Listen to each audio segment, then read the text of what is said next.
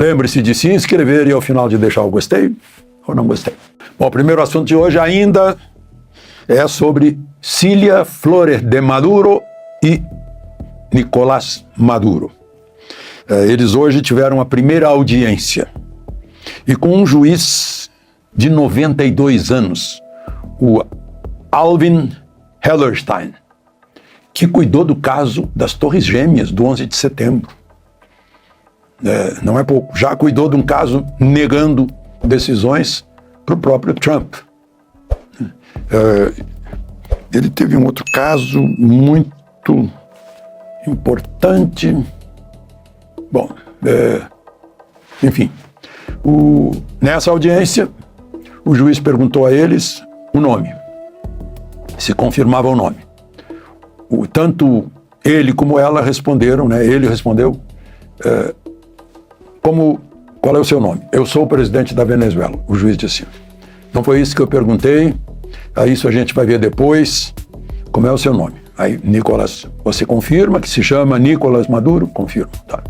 Para ela a mesma coisa, perguntou qual é o seu nome, ela respondeu, sou a primeira dama da Venezuela. Quero saber o seu nome. A senhora confirma que seu nome é Cilia Flores de Maduro? Tá, confirma. Aí ele deu as acusações, perguntando se declaravam culpados ou inocentes ante as acusações. Sobre conspiração para drogas, conspiração para armas, né? Aí eles se declararam inocentes. Maduro chegou a acrescentar, eu sou inocente, eu sou uma pessoa decente. A gente fica pensando, né? Decência relativa, né? Esse auto-julgamento é bem... Só ele e a mãe dele devem estar pensando isso. E Cilia também se declarou inocente. O juiz marcou uma nova audiência para março, 17 de março. Ficou por isso mesmo. Chávez ficou falando, Maduro ficou falando, eu sou um prisioneiro de guerra e tal, e foram retirados de lá. O advogado dele é o mesmo advogado do Julian Assange, aquele que, por divulgar documentos secretos dos Estados Unidos, estava preso numa prisão de segurança máxima no Reino Unido. E esse advogado, que agora está defendendo o Maduro, conseguiu um acordo com o Departamento de Justiça para transferi-lo para o país dele. Foi para uma prisão na Austrália, o Julian Assange. E o casal vai ser visitado, o juiz autorizou que recebam visitas do consulado. Sim, agora eu lembrei que esse mesmo juiz é o que cuidou do El Pollo, o general Hugo Carvajal, que teria feito muitas revelações, né? Até agora o casal só fez isso, né? Os que acreditam aí nas fake news acham que já fizeram grandes revelações. Hoje está um perigo a rede social por causa da tal inteligência artificial, né? A gente tem que tomar muito cuidado. Bom, e agora? Os Estados Unidos vão conversar com quem? Com a vice-presidente. Que é muito estranho, né? É um paradoxo dos americanos. Eles não reconhecem Maduro porque a eleição foi fraudada. Ora, ela, a Delcy Rodrigues, é companheira de Maduro, de chapa. Então ela, igualmente, é ilegítima.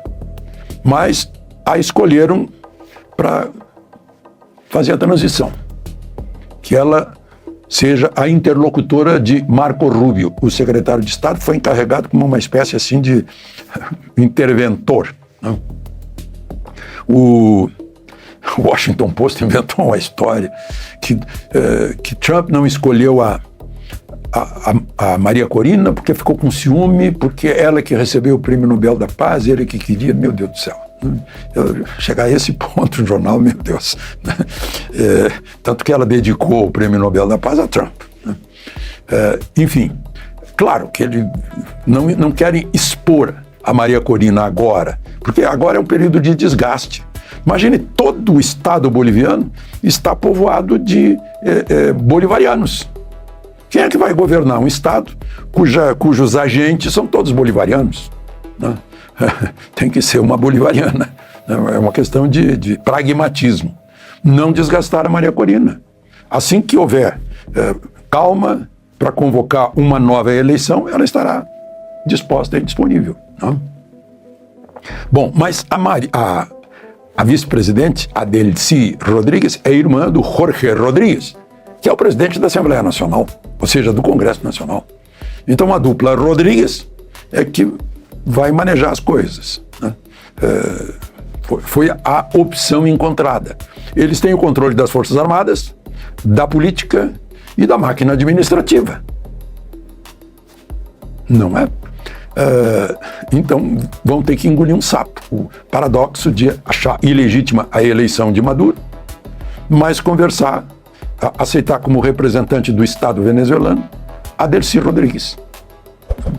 Agora, só que Adelcy Rodrigues, aproveitando-se de um decreto de setembro de Maduro, né, fez um apelo às forças policiais que prendam, que capturem, que aqueles, é uma caça às bruxas, aqueles que promoveram ou apoiaram a captura de Maduro na Venezuela. Ou seja, é para prender toda a oposição, capturar toda a oposição.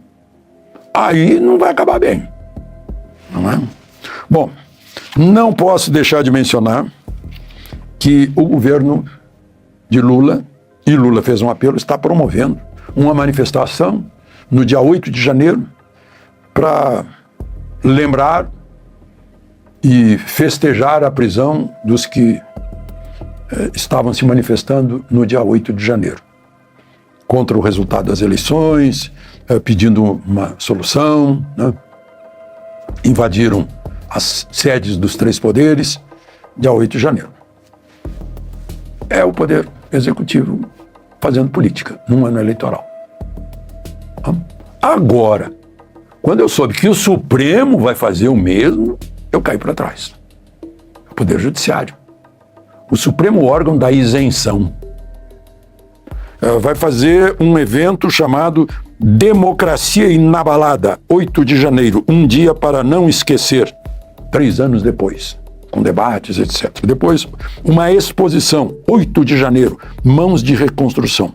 O Supremo, com isso, está pondo no chão o argumento daqueles que dizem que o Supremo agiu bem, com isenção, no devido processo legal, como se fosse o juízo natural.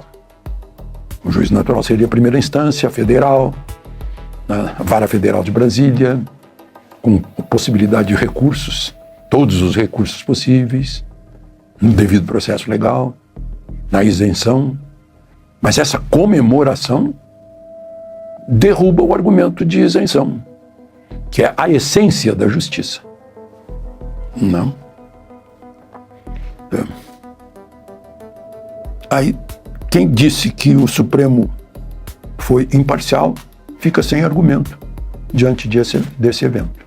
Donald Trump não arredou o pé, não voltou atrás, não amenizou, não diminuiu, não ocultou, pelo contrário, afirmou, reafirmou e bateu na tecla de que ele sofreu fraude eleitoral. Olá, é do Carvalho, melhor canal de corte do YouTube. Eu conto imensamente aqui com o like de vocês, que você mande o programa nos seus grupos de WhatsApp, e esses fatos que nós vamos revelar e entender melhor aqui hoje, chegarem ao máximo de pessoas possível. Então, manda o programa para os amigos e manda o programa para os inimigos, especialmente esse. Bom dia, Alan. Bom ano novo. Feliz ano novo. Bom dia, Lacombe. Bom dia, Max. Bom dia, Ramagem. Bom dia você que está em casa nos assistindo, nossa quinta cadeira. Está sempre nos acompanhando, querendo entender mais como que o Brasil sai desse lodo. O meu bom dia especial para o ano de 2026 é para aqueles que repetiram a famosa frase: não virá de ajuda estrangeira, né? Porque o povo venezuelano entendeu bem o grau de dificuldade que ele estava vivendo. Tanto é que o Trump fez questão de divulgar inúmeras imagens de exilados e pessoas que de alguma maneira saíram dos Estados Unidos, ou da Venezuela, para os Estados Unidos, para a Espanha, para o Chile, para a Argentina. No Truth Social, que é a rede social do Donald Trump, ele posta lá, né, tudo que é publicado no X, no antigo Twitter, é uma republicação. Ele posta lá porque é o canal de comunicação oficial dele com os seus próprios seguidores, seus próprios eleitores, o povo americano. E algo curioso, nós iremos falar inclusive sobre isso hoje com o Eduardo Bolsonaro, que estará conosco no programa. Falaremos de algo muito curioso, que o Donald Trump publicou um vídeo desmascarando, obviamente, né, a Smartmatic e a Dominion Voting System. Lembrando que eu coloquei isso inclusive no X, lá no Twitter, se a produção quiser colocar a minha publicação que tá fixada lá. Lembrando que o único vídeo que o Donald Trump publicou de um brasileiro foi o meu, e era exatamente sobre as urnas eletrônicas na América Latina. É exatamente o vídeo onde eu falo da Dominion Voting System, que é o vídeo que eu falo da Smartmatic. Então, a pergunta que eu faço para você em casa que está nos acompanhando logo nesse início ou nos ouvindo pelo Spotify depois, a pergunta que eu faço a você é a seguinte, e é uma pergunta muito simples de ser respondida. O Donald Trump ficou 4 anos dizendo que ele sofreu fraude eleitoral. 4 anos. A pergunta que não quer calar, vocês acham que ele vai terminar esse mandato dele sem provar durante 4 anos? Essa é a pergunta que eu faço a vocês. Vocês acham que o Trump vai terminar esse mandato dele sem comprovar o que ele ficou falando 4 anos antes, né, para ser eleito? Ou seja, desde 2020 até 2024, Donald Trump não arredou o pé, não voltou atrás, não amenizou, não diminuiu, não ocultou. Pelo contrário, afirmou, reafirmou e bateu na tecla de que ele sofreu fraude eleitoral. Essa daqui é uma publicação do Donald Trump lá no Truth, é um vídeo, né, que é onde ele fala disso. Vá nessa publicação ali embaixo dela, se você clicar na publicação, clica na publicação, isso, embaixo dela tá ali o Donald Trump divulgando a minha entrevista na One American News Network. Em poucos segundos ali já vai aparecer meu rosto, eu ainda tinha barba, não, continua ali embaixo, isso, nessa daí, vai aparecer, minha barba não estava tão branca, né? Isso foi em 2020, novembro de 2020, salvo engano, 20 de novembro de 2020, tá lá, eu na Virgínia. O único vídeo de um brasileiro divulgado pelo Donald Trump é esse aqui, e é um vídeo que trata desse problema. E o Donald Trump, no dia da prisão do Maduro, ele publicou um vídeo sobre a Dominion Voting System e sobre a Smartmatic. Então, é bom lembrar que o Donald Trump não irá descansar enquanto ele não comprovar isso. Um artigo em breve estará lá na revista Timeline sobre isso, porque dos fundadores da Smartmatic, um dos que discordaram de Hugo Chávez e falou assim, não quero mais fazer parte disso, negou na reunião, pegou o avião em Caracas, o avião dele levantou e caiu imediatamente, logo depois. Igual teoria. Igual teoria, né? Que coincidência, né, Ramage? E aí, os que sobreviveram estão felizes da vida aqui nos Estados Unidos. Eu vou lembrar o nome do Lord aqui, Lord Mac, alguma coisa. Eu esqueci o nome dele de memória. Mas hoje a Smartmatic é uma empresa americana, com muitas aspas. O dono dela vive em Boca Raton, um venezuelano. Deve estar se borrando por completo, né? Tá aí a Open Society Foundation. Eu falo tudo isso lá nessa entrevista que eu dei à One American News Network em ano eleitoral de 2020. E logo abaixo, se a produção puder colocar ali, tem uma publicação da Folha zombando das pessoas que falaram que o Donald Trump estava ciente da fraude eleitoral. Que é aquele tweet que muita gente gosta de usar, zombando, né? Eu tenho uma notícia assustadora, mas que o Donald Trump quer provar a fraude eleitoral. Ele vai deixar a coisa acontecer, mas vai provar. E muitos zombaram. 5 anos se passaram. 6, né? Vai completar 6 anos em novembro, né? Mas 5 anos e alguns meses se passaram.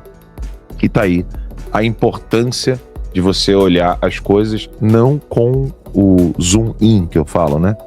Os políticos brasileiros, eles estão muito acostumados a olhar as coisas assim, né? Meter na cara no problema. Eles estão em Brasília, vivem da situação burocrática de Brasília, dependem do salário que recebem. Então eles têm um olhar, né, míope. Você fica ali colado no problema. Quando você se afasta do problema um pouco, você entende melhor. Isso é uma coisa que o Olavo ensinava, a Ramage, Max e Lacombe. a primeira pergunta que uma pessoa faz ao analisar um problema é: de onde eu observo esse problema? Meu pai no fim da vida foi consultor de administração, foi executivo de grandes empresas e foi consultor. E o que ele dizia como consultor, querendo vender, claro, os serviços dele, né?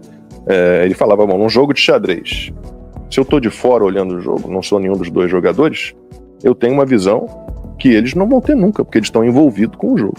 Né? Eles estão envolvidos com o jogo. Então é mais ou menos isso. Você tem uma visão melhor, né? Você tem uma possibilidade de avaliação mais completa, né? Mais isenta, mais equilibrada. E eu me lembro de quando nós entrevistamos, Max, o Alexandre Garcia, professor de todos nós, né? No jornalismo, você é mestre. Eu me lembro de ter perguntado ao Alexandre como é que era viver em Brasília e ao mesmo tempo conseguir fazer as análises sem estar muito grudado ali. Né? Sabe o que ele disse? Você fica não longe o suficiente para não ficar inteirado no que está acontecendo, nem perto demais para não sofrer as influências do ambiente, das circunstâncias. E disse isso em entrevista para nós. Então, hoje é um esforço nosso aqui, vocês sabem, meu, do Max, da gente estar sempre em contato com os políticos no Brasil, para a gente poder compreender melhor como as coisas estão acontecendo. Entretanto, porém, todavia, contudo, essa distância que nós temos, ela nos ajuda muito na perspectiva, porque ela nos dá elementos que quem está muito inserido nesse problema não consegue enxergar. Enfim, é isso. Me prolonguei demais, mas era o... Mas, rapaz, eu tô olhando ali que o Alan, mais uns 10 anos, vai virar o Brad Pitt, cara. Porque tá ficando bonito, cara. melhor. Tá muito melhor do que 5 anos atrás.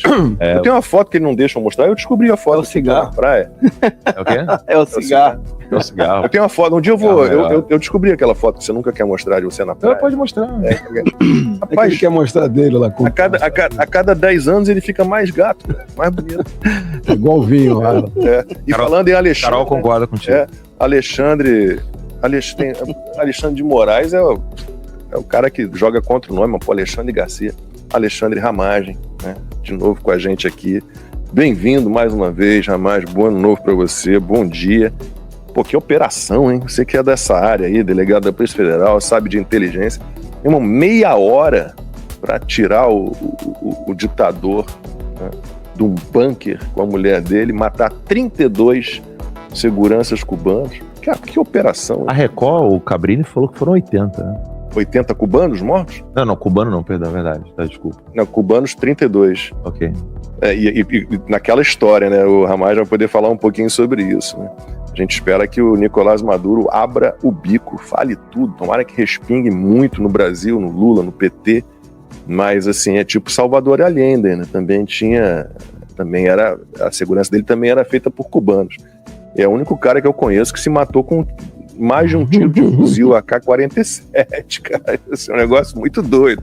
Não, as perícias, quando você lê as reportagens, as perícias apontam que ele realmente se matou com um fuzil AK-47, mas pode ter havido um tiro de misericórdia. Vamos acompanhar os recentes desenvolvimentos judiciais e políticos que envolvem a Venezuela.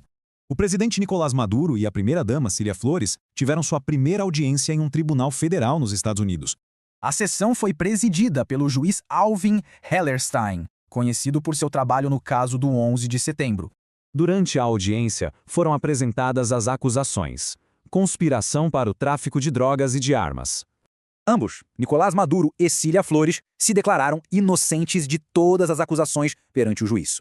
Nicolás Maduro declarou sua inocência no tribunal e afirmou ser uma pessoa decente. A defesa de Maduro está a cargo do mesmo advogado que representa Julian Assange, o fundador do Wikileaks. O juiz agendou a próxima audiência do caso para o dia 17 de março. Enquanto isso, na Venezuela, a vice-presidente Delcy Rodrigues assume um papel diplomático fundamental na relação com os USA.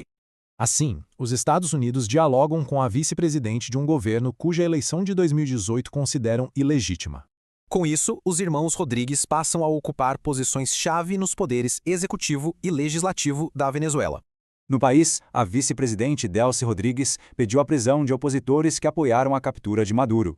Esses eventos ocorrem em meio a outros desdobramentos políticos, tanto no Brasil quanto nos Estados Unidos. O cenário complexo levanta questões sobre o futuro da diplomacia e da justiça envolvendo a Venezuela.